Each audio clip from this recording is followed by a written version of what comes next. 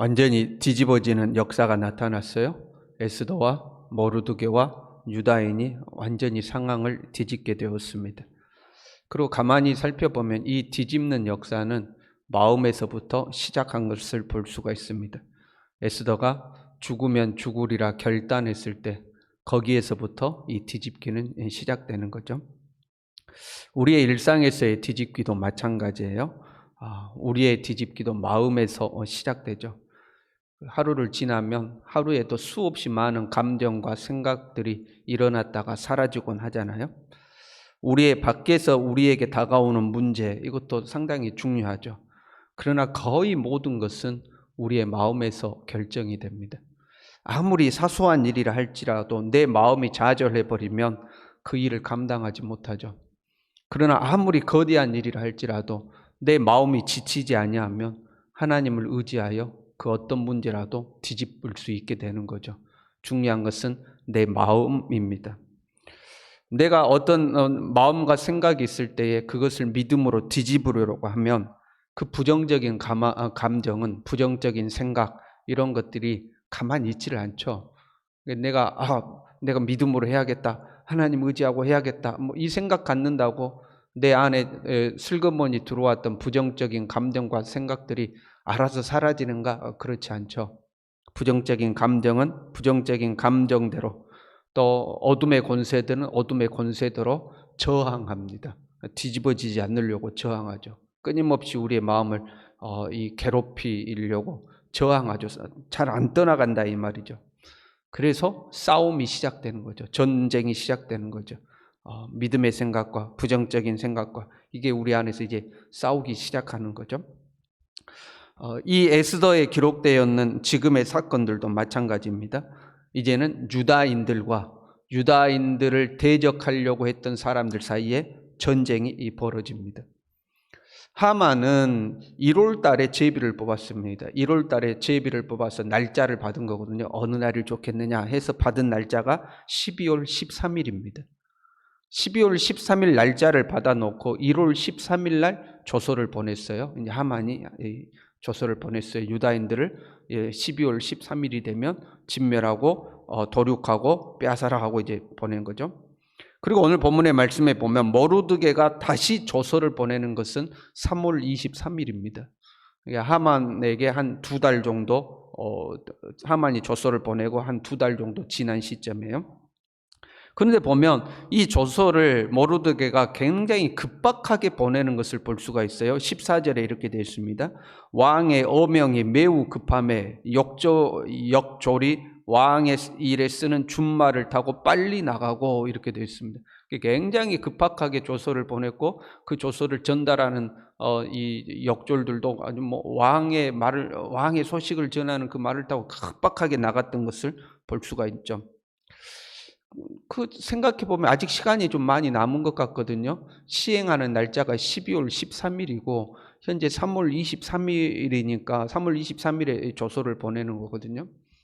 당대의 기록들을 보면 페르시아 전역까지 이 문서가 전달되는데 3달 정도 걸렸다고 그럽니다. 페르시아 전역에 이게 전달되는데, 그러면 문서가 일반적으로 전달되는 3개월이라는 시간이 지난다 할지라도 6개월 정도 시간이 남아 있습니다. 이 일을 시행하기까지는. 그럼에도 불구하고 굉장히 급박하게 소식을 전하는 것을 볼 수가 있어요. 왜냐하면 이거는 단순한 싸움이 아니라 거의 전쟁이나 다름없기 때문에 그렇습니다. 상대방은 2달 전부터 이 일을 이제 준비하는 거 아닙니까? 보세요. 아무리 왕의 명령이라 할지라도 내가 유다인인데 이제 왕의 명령이 12월 13일이 되면 유다인을 죽이고 도륙하고 빼앗아라 이제 이렇게 돼 있잖아요. 아무리 왕의 명령이라 할지라도 누군가가 와서 나를 죽이고 내 가족을 죽이고 내 소유를 다 빼앗아 가려고 그러면 어떡하겠어요? 아이고 죽여주십시오. 아이고 다 가져가십시오. 그러겠습니까? 왕의 명령이라 할지라도 저항하지 않겠어요? 저항하지 않겠어요? 그러니까 빼앗으려는 자들은 그냥 일상생활 하다가 밭에 나가서 일하고 들에 나가서 일하다가 12월 13일이 되면 오늘이 유다인들 때려잡는 날이네. 몽둥이 어디 있냐 하고 가서 이렇게 하는 게 아니죠. 유다인들도 저항하지 않겠어요? 그들도 유다인을 도륙하려는 자들도 미리 준비를 하는 거죠. 무기를 준비하고 병력을 모으고 이렇게 하는 거죠. 저항이 있을 걸 알고. 이제 그렇게 해서 준비를 할 것이고, 이제 왕의 명령이 새로 내려진 거예요. 하만이 죽고 모르드게가 그 자리에 올라서 왕의 명령을 새로 내렸죠. 그 왕의 명령이 이렇게 돼 있어요. 8장 11절에 보니까 왕이 여러 고을에 있는 유다인에게 허락하여 그들이 함께 모여 스스로 생명을 보호하여, 함께 모여 스스로 생명을 보호하라 이렇게 돼 있어요. 그러니까 너희들도 세력을 모아서 그들과 맞서 싸우라 이제 이런 말이거든요. 그러니까 이제부터는 그 전에는 자기들을 해하려는 세력이 오면 본능적으로 하는 저항이었다면, 이제는 법적으로 대항할 수 있고 물리칠 수 있는 정당한 권한을 가진 거죠. 유다인의 것을 빼앗으려는 자들도 왕의 이 서신을 통해서 어떤 법적 권한을 가지고 있고, 이제 그들을 맞서는 유다인들도 왕의 명령에서 정당한 법적 권한을 갖고 있는 겁니다. 그래서 이 둘 다, 양쪽 다 정당한 법적 권한을 가지고 싸우게 되는 거죠. 전쟁이죠. 그러니까 그냥 전쟁이나 다름없는 겁니다. 유다인의 입장에 있어서는요, 꼭 싸워야 하는 싸움입니다. 반드시 싸워야 합니다. 싸움의 대상이 이렇게 되어 있어요. 11절에 유다인들에게 각 지방의 백성 중 세력을 가지고 그들을 치려는 자들과 맞서라 이렇게 되어 있죠. 각 지방에서 세력을 형성해서 유다인을 공격하기 위해서 이제 세력을 만들었을 거 아니에요? 군대를 조직하고 그들에게 맞서 싸우라 이렇게 되는 거죠. 그러니까 유다인을 대항하지 않고 그냥 평범하게 사는 사람들과 싸우는 게 아닙니다. 유다인들을 공격하는 사람과 싸우게 되어 있죠. 그러니까 반드시 싸워야 합니다. 싸우지 않으면 그들이 유다인들을 죽어 빼앗지 않겠어요? 그러나 반대로요, 유다인을 공격하려는 자들은요, 꼭 싸우지 않아도 됩니다. 그 유다인들을 죽이고 빼앗으라고 되어 있는데, 나는 그거 하기 싫어, 안 할래. 그리고 안 하면 되는 겁니다. 그러면 이들은 그 유다인과 전쟁을 안 해도 되거든요. 이들은 왜 유다인을 공격하려고 했을까? 처음에는 하만의 명령이 왔어요. 그리고 나서 2달 뒤에 다시 왕의 명령이 다시 왔잖아요. 유다인들을 공격하려는 자들을 유다인들이 맞서 싸워야 한다고 그랬어요. 그러면 그 유다인 아닌 사람의 입장에서는 아이고 잘못 싸웠다고 이거 나도 죽겠네. 그냥 싸우지 말자 하고 안 하면 되잖아요. 왜? 뒤에 온 왕의 명령이 그렇게 돼 있으니까. 그럼에도 불구하고 왜 유다인들을 대항해서 싸우려는 자들이 존재했을까? 유다인들에게 원한이 있거나 유다인들에게 무슨 복수를 하고자 하는 그런 싸움이 아니죠. 그 어떤 당대에는 그런 게 있었잖아요. 내 가족이 누군가에게 살해를 당하면 가족과 친척은 그걸 반드시 보복해야 되는 의무가 주어지죠. 근데 그런 싸움도 아니잖아요. 하만이 유다인들을 죽이라고 보낸 서신이 3장 13절에 나오는데요. 그 내용에 이렇게 돼 있어요. 죽이고 도륙하고 진멸하고 또 그 재산을 탈취하라 이렇게 돼 있습니다. 이 뒤에가 핵심인 겁니다. 그 재산을 탈취하라 이렇게 돼 있어요. 지금 유다인들을 공격하려는 자들의 목적은 그 재산을 빼앗는 데 목적이 있습니다. 당대에 전쟁에 참여하는 사람들의 목적이 대부분 그랬어요. 나라에서 전쟁이 일어나면 그 전쟁을 하기 위해서 백성들을 군사로 징집하잖아요. 그러면 그 전쟁에 참여했던 이유 중에 하나가 뭐냐면, 전쟁에 가면 이 전쟁이 끝나고 나면 전리품이 있죠. 그 전리품을 얻기 위해서 전쟁에 가는 거거든요. 지금처럼 우리가 의무적으로 군대에 들어가고 그런 게 아닙니다. 당대에는. 그처럼 이 빼앗기 위해서 유다인과 이 싸움에 참여하는 거예요. 유다인은 뺏기지 않기 위해서, 그러니까 유다인은 지키기 위해서 싸우는 거고, 유다인을 공격하는 자들은 빼앗기 위해서 공격하는 겁니다. 그래서 유다인들이 나중에 이제 맞서서 싸우는데요. 9장 10절에 15절에 16절에 반복해서 나오는 게 뭐냐면 제산에는 손을 대지 아니하였더라. 이렇게 유다인들이 유다인을 대적하는 자들과 싸우는데 제산에는 손을 대지 않았다 이렇게 기록하고 있습니다. 그러니까 유다인들은 빼앗기 위해서 싸움을 하는 게 아니고 지키기 위해서 싸우는 겁니다. 그 공격하는 자들은 빼앗으려고 공격하는 거고요.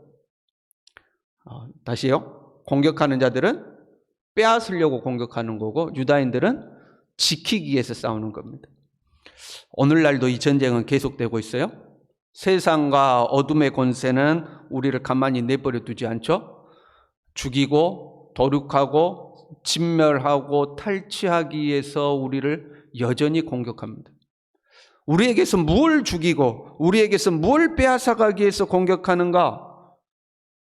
요한복음 10장 10절에 이렇게 되어 있어요. 도둑이 오는 것은 도둑질하고 죽이고 멸망시키려는 것뿐이요 내가 온 것은 양으로 생명을 얻게 하고 더 풍성히 얻게 하려는 것이라. 예수님은 우리에게 생명을 주시고 그 생명을 더 풍성하게 하기 위해서 이 땅에 오셨어요. 그리고 예수님은 그 사명을 이루셨죠. 십자가의 죽으심으로 우리에게 새 생명을 허락하셨습니다. 그 생명은 풍성한 생명입니다. 우리에게는 이 생명이 있는 줄로 믿습니다. 그런데 원수는 이 생명을 죽이고 도륙하고 진멸하고 빼앗기 위해서 온다 이 말이에요. 도둑이 오는 것은 도둑질하고 빼앗기 위해서 죽이기 위해서 온다 이렇게 돼 있는 거죠. 지금도 원수는 우리에게서 이것을 빼앗아 가려고 우리를 공격하는 거죠. 그리고 이 싸움은 주로 우리의 마음에서부터 시작되는 겁니다. 우리의 마음에서부터 이 싸움이 시작되는 겁니다.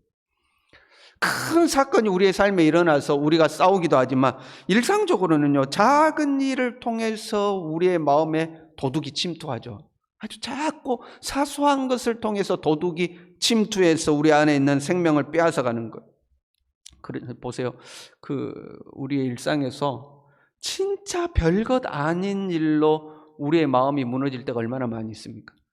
정말 작은 사건, 진짜 작은 일이에요. 어떤 작은 서운함, 작은 섭섭함, 어떤 작은 것 때문에 우리의 마음이 무너지고 우리의 마음이 우울해지고 우리의 마음이 그냥 뒤집어지고 우리의 마음 가운데 그냥 평안이 없어지고, 그 작은 일을 통해서 원수가 와서 빼앗고 죽이고 도륙해버리는 거죠. 하나님의 생명이 빼앗기는 거죠. 그래서 절망하고 좌절하고 우울하고 자기 비관하고 온갖 어두운 감정에 휩싸이게 되는 거죠. 별것 아닌 작은 일에도 우리가 그렇게 되는 거예요.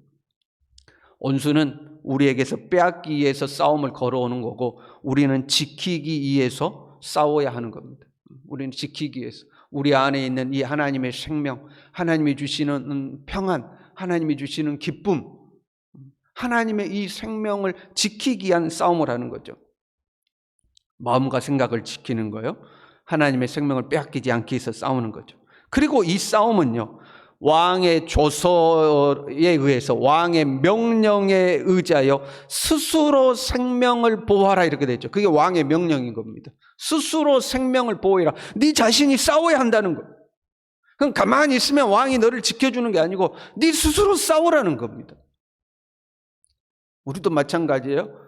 당대에는 페르시아 왕이었지만 우리는 왕이신 하나님이시죠. 왕이신 하나님이 우리에게 주신 명령, 곧 하나님의 말씀을 의지하여서 영적 싸움을 우리가 싸우는 거죠. 내가 싸워야 하는 겁니다.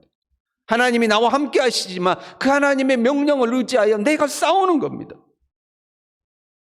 그렇게 싸울 때 유다인들이 대승을 거둔 것처럼 하나님도 우리로 하여금 승리하게 하시는 거죠. 우리의 대장 되신 예수 그리스도께서 우리 앞서가시니 우리가 그 주님 의지하여 우리의 일상에서 이 싸움을 싸우면 반드시 승리하는 줄로 믿습니다.